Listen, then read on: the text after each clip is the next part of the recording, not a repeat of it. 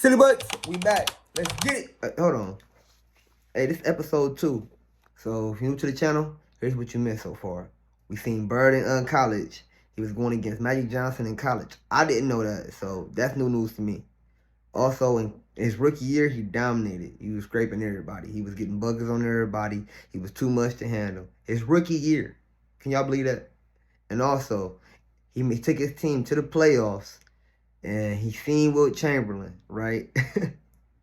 Wilt Chamberlain was giving him the buckets the first 3 games.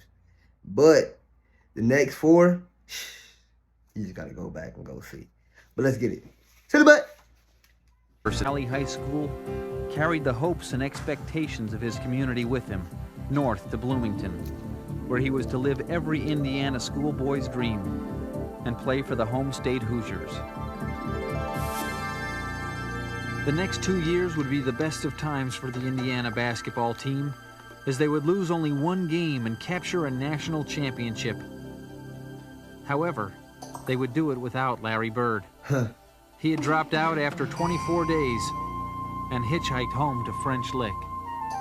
I think that the size of the school and not really having, that many friends there and not having a lot or coming from a lot, I think he just got a little discouraged and a little depressed and bailed out without really consulting anyone. I think he probably felt scared that he disappointed maybe his family, maybe the community. My mom took it pretty tough, and she wasn't too happy for a long period of time, but it was a decision I made. It was something I had to live with, and I thought about it before I did it, and it just, I would like to stay there, but it just wasn't for me. Now back in familiar surroundings, Bird was soon drawing a steady paycheck, working for the streets department. Some days we picked up trash once a week. The next days we might be cleaning the streets. And the guys I was working with were great guys. I knew them all my life, and I'm still grateful that they gave me the job. Bird had returned to an environment and a routine that suited him. The man rich. But if he'd found comfort in returning home, it would be short-lived. On February 3rd, 1975, Larry's father, Joe Bird, committed suicide. What? I think that Larry What a tragic turn learned of a lot events. off his father. I think that cared for him deeply. I know he really loved his father-in-law. There's nothing you can do about something like that. I mean, he chose the way he wanted to die, and he did it, and it's just unfortunately that some people have problems like that, but I wish he was here, but he's not. So I have to go on with my life and try to make the most of my life, just like the rest of my family has, and that's the way we dealt with it. But the Bird family would not be left to quietly tend to their affairs, as the following months would again see hordes of recruiters descend upon French Lick. Among them was Bill Hodges, the assistant coach of the Indiana State Sycamores, who showed up at the Bird household uninvited, but undaunted. His mother ran me off the first time I knocked on the door. She said that Larry had seen all the coaches that he wanted to see and he wasn't going back to school. And she just wished people would bother him. I've already been through 50 or 60 recruiters, and I've heard all the BS that they throw. So Coach Hodges he was so persistent. He always tried to get to the family. When one member of the family tell him get lost, he'd go to the next member. But I told him, I said, I'll let you know if I want to go to Indiana State, I'll call you. And I got tired of seeing the guy, and finally we sat down and talked about it, and I just decided on Indiana State. He had a friend named Kevin Carn. And that is what persistence and dedication to get you. Somewhere. Not nowhere. Just sitting down in the chair watching a video like me. It's a shame. Maybe I should learn something. Practice what you preach too. Let's get it. Silly butt. That Larry was telling me how Kevin would have been a great player if he'd have gone to college, and he hadn't gone, and he was married, and he was really good. I said, well, if you don't go to college, they're going to be saying that about you someday, that you would have been great if. 1 year after leaving Indiana University, Bird was giving college a second chance. There would be no what-ifs. He was off to Terre Haute. And this time, there was no turning back. So that's what reverse psychology get you. I'm only saying reverse psychology because it was definitely a nice reverse tactic in order to get Bird to understand why he should utilize the talents that he got. Don't let your talents and let your gifts go to waste, y'all. You use them, especially when you're young. Don't wait till you're old and try to use them, because they might still be as fun and useful as they are, but they won't probably get you paid. You hear me? That's all I'm basically trying to say. And they're gonna get you paid. You be better, get good at it. Now, get better at it. Let me just shut up. Come on. In the world of Indiana basketball, Indiana State University was barely on the map. But for Larry Bird, it would be a place that felt like home. Terre Haute is like a small town. It's not a small town. It's got 100,000 people or so, but people treat you like it's a small town. Everybody knows you. And I think Larry felt like it was kind of an extension of French Lick. As he sat out his first year as a transfer, Larry also came to feel at ease in the Indiana State basketball program. And when he finally did hit the court in the fall of 1976, now fully grown at 6 feet 9 inches tall, he was ready to bring the unheralded Sycamores national prominence 6'9" and take the state of Indiana by storm. Wherever Hoosiers gather, they no longer talk of weather. Indiana has a new state bird. Now his claim to fame is just the way he plays the game. Indiana has a new state bird. Can you tell us your name, although I don't think we need to ask? Brad Miley. Brad Miley. Brad Miley. Larry Bird. Larry Bird. It's not the cardinal now. Hey, Larry, take a bow. Indiana has a new state bird. And you're from French Lick, Indiana. You said it all when you said it. Yeah. From out of old French Lick on up to ISU, he came to play some basketball. What position do you play with the team? Well, you know, as you know, I have to do everything, so I play all positions. Now we don't know a thing about what the future will bring, but for now we're gonna spread the word. Let's rewind that. The sick of you, he came to play some basketball. What position do you play with the team? Let's watch it again. Well, you know, as you know, I have to do everything, so I play all positions. Now we don't know a Dropped him. Look at him on the ground. Dropped him. thing about Behind the head pass. With the, what was that? The left hand? It had to be with the left hand. If I'm not mistaken, Bird right-handed. That was with the left hand. Low-key, no looking. Behind the head pass. That was goated. future will And then he bring, finished. but for now we're gonna spread the Tough. word. The fighting Sycamores are racking up the scores, and Indiana has a new state bird.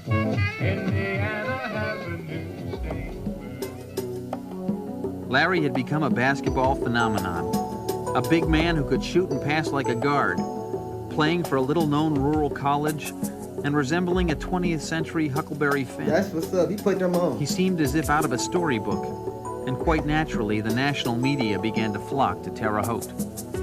People were coming down from everywhere, on the networks, CBS, NBC, ABC, but he didn't have a lot to say. Not that he couldn't say it, it's just that he was a little quiet, a little backward.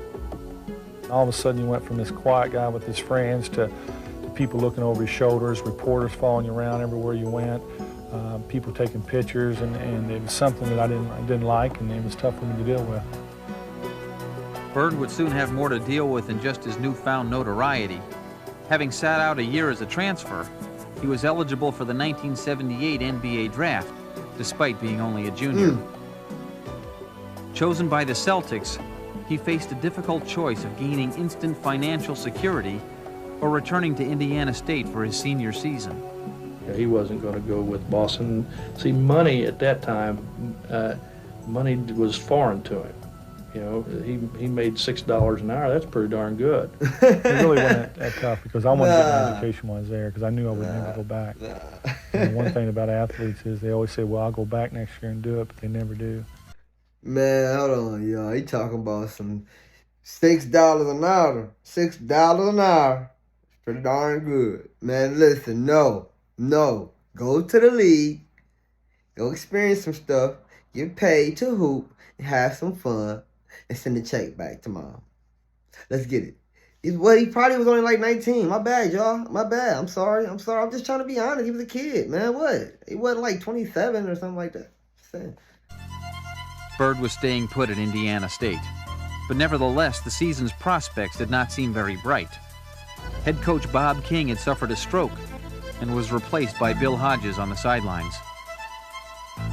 The Sycamores would begin the 78-79 campaign with a rookie head coach, a group of role players, and one determined All-American to lead them. Every offense we ran, the first thing we wanted to happen was Larry to touch the ball.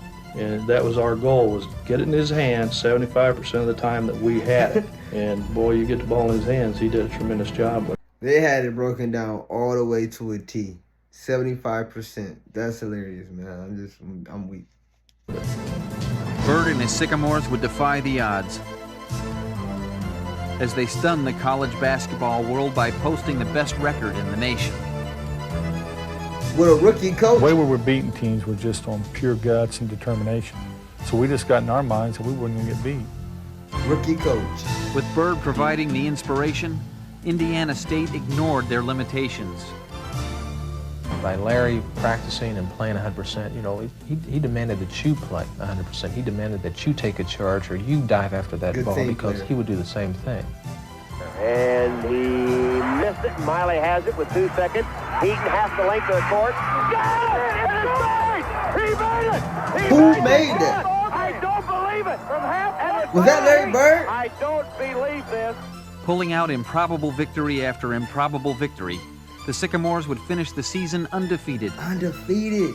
earning their school's first NCAA tournament berth Wow. and becoming the country's Cinderella team. Cinderella Everything just fell into story. place. It was not only good for the That's college, what it really it was good was. for the community, and it was good for the players. Everybody involved. It was just something that happens once in life. The Sycamores' fairy tale story would continue in the NCAA playoffs as they knocked off the Hokies of Virginia Tech and the Sooners of Oklahoma. Them boys hooping. Cinderella was still at the ball, and versus Arkansas in the regional finals, midnight was nowhere in sight. Don't tell me them boys ran the whole thing. Reed gets it to Heaton. Heaton the clutch player. Left hand! He made it! Bob Heaton keeps Indiana State undefeated. They're on to the Final Four. Going to the Final Four. Destiny for these guys. Jimmy made a 50. How good does it feel? You're going to the Final Four. 33 points, 10 rebounds, 3 assists. Larry had made it. He had watched Indiana celebrate a national championship without him. Now, he would lead his Sycamores into Salt Lake City as part of one of the most celebrated Final Four in college basketball history. Facing favored DePaul, he would play his best game of the tournament, hitting an incredible 16 of 19 field goals. How many points did he finish? Drops in another. What a touch. 16 times 2, 32 points. 32 points! The Sycamores were headed for the finals. Their dream season was nearing an end. But for Larry Bird, it would be a crossroads that in many ways crystallized everything that had brought him so far from home. All that hard work paying off. It was the end of a magical season and the beginning of a new journey.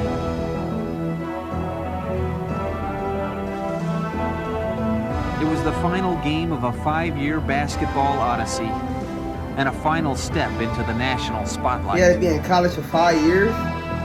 What's the 5th year? It was Larry Bird's greatest defeat and the start of his greatest challenge. Who'd he see? I'm guessing Duke. Larry Bird's first 4 years in the league had been nothing short of miraculous. He'd been named Rookie of the Year. He'd been a first-team All-Star every season, and he had led his Celtics from the cellar to a championship. And though Boston's 1982 and 83 seasons had ended in playoff disappointment, Bird had still far exceeded all expectations, except his own. We had a And on that note, y'all, that's the end of episode 2. So, hope y'all got the notification bell on. Like the video. And if you ain't subscribed yet, silly butt, subscribe.